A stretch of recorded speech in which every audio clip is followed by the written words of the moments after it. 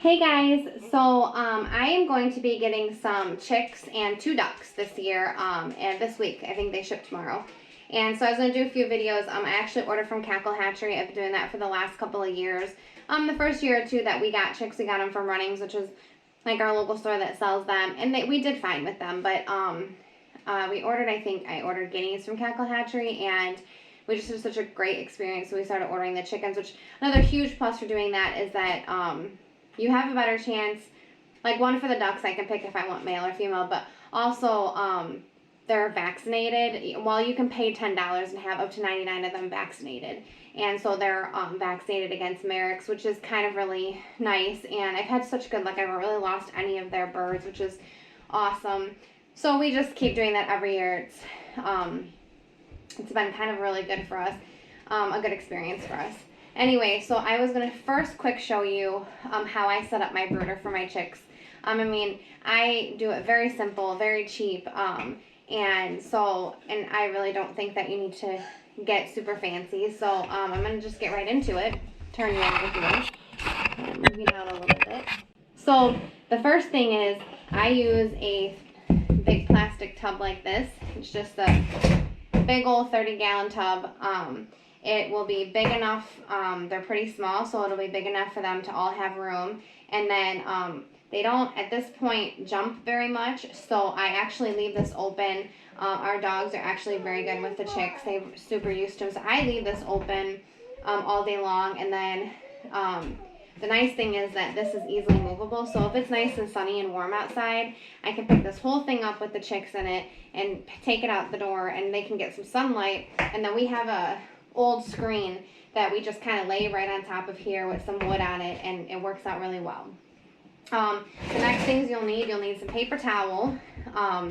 You will need a feeder. So I just use some mason jars. The nice thing is that after a few uses, I just take it and I run it through the dishwasher. I actually have about 4 to 6 of these that I use just for the chicks, even though I can run them through the dishwasher each year, and I just keep them in the garage on a shelf. So this will be for their food. I'm not going to fill anything because the chicks aren't here yet, but showing you what you need. And then you'll need a waterer. I really, for some reason, like the metal one. I've just had better luck, I think. But I do have some plastic ones too. But this screws right on both the plastic or the metal, and this is for water.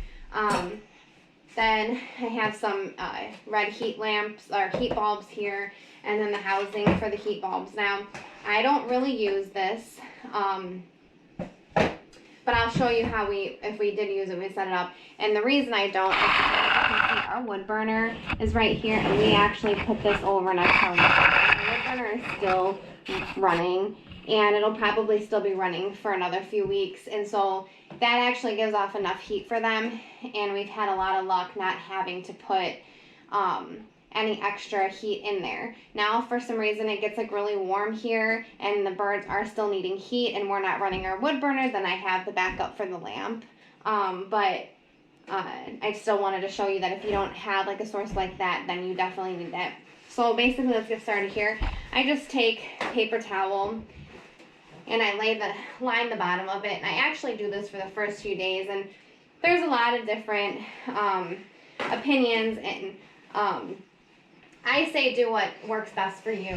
For me, I buy from Runnings, I buy a huge giant bag of wood chips, just large flakes or whatever, and that's what I use for the bedding. But for the first couple of days when I first bring them home, I actually line it with paper towel, just because I want them to get used to being in a new place, used to where their food and water is, without the distraction of the wood chips, because these are chickens, these are ducks. They're gonna scratch, they're gonna peck, they're gonna look for things on the ground to kind of mess with. So I want to give them less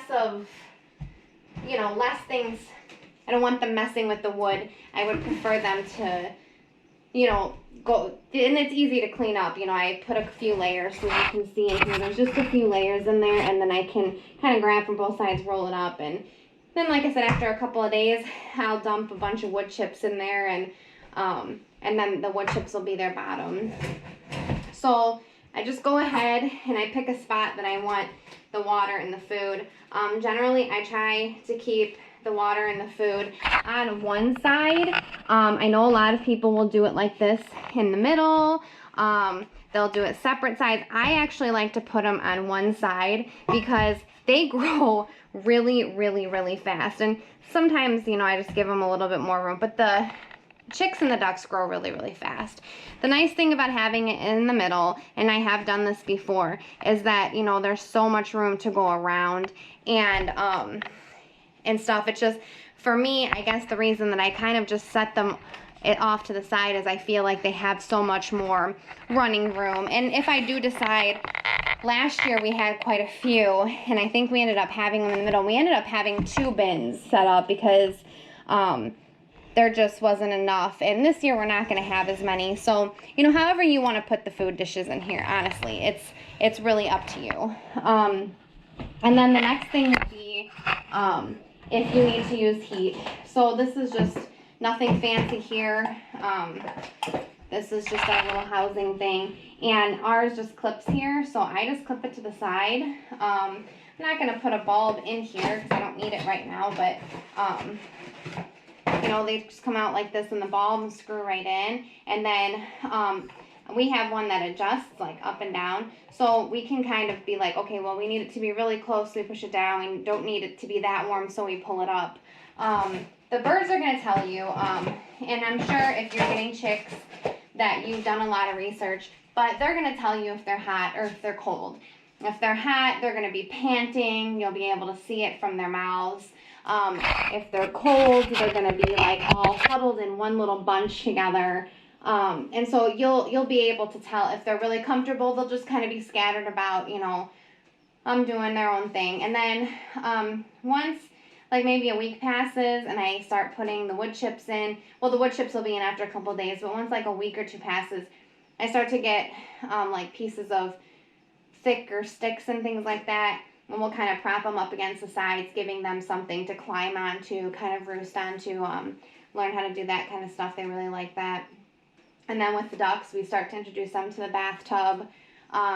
When they get a little bit bigger, we get minnows, and those will all be videos that we will take and share with you guys. So this is the first step, getting the brooder set up. So, and that was super simple. It took me literally 5 minutes. Actually, it took me longer to find all of the supplies. And that is all I do. And it works really well. And then when they get too big for this, normally it's nice enough out here where I can move them out into the coop, and we have a fenced off area so that the bigger girls can get used to the smaller ones. We do that for about 6 weeks, and then we just kind of let them all mingle. So my next video after this will be our unboxing when the chicks and the ducks arrive, and we'll kind of show you what it looks like when they come, and then how you introduce them to their brooder. So as always, thanks for watching. Don't forget to subscribe so that you don't miss our videos, and you know, thanks for the support. Bye guys.